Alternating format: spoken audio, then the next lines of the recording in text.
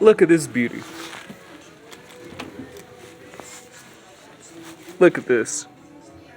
Look at this. Bro, just look at this. An upgrade to the Marvel 1-Up cabinet. But instead of it having a random Punisher game, X-Men Children of the Atom, and Marvel Superheroes, this basically switches two of those titles out and puts in X-Men Mutant Apocalypse, X-Men vs. Street Fighter, and Marvel vs. Capcom. I want to get this so badly, but they need to release these games on the smaller $20 cabinets. Or maybe even make some keychain versions. But as soon as I saw these titles, I like this, but at the same time, I automatically had a problem with it.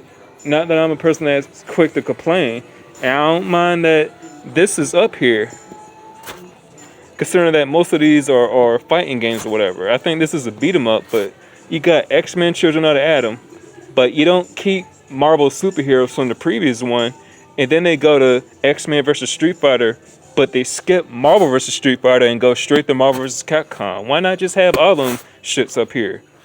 Or why not have a version of the Marvel cabinet where they got all of the Marvel vs. games? I'm talking X-Men Children of the Atom, Marvel superheroes, X-Men vs. Street Fighter, Marvel vs. Street Fighter, Marvel vs. Capcom, and then Marvel vs. Capcom 2. It's not that goddamn hard. I'm not even an expert on video games and stuff like that per se, from an engineering aspect, but why don't they have all those up here?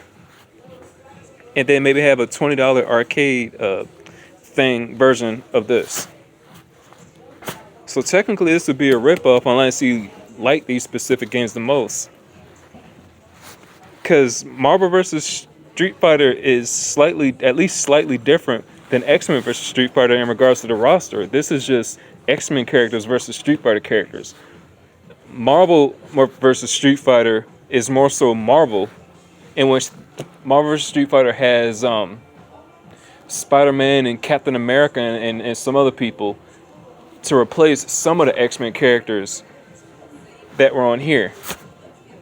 And then why did they skip Marvel vs. Superheroes? And why didn't they include Marvel vs. Capcom 2? That's the fucking coup de grace of all these shits.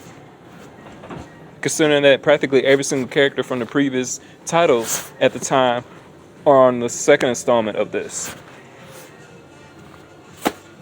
I mean, yeah. Just my thoughts.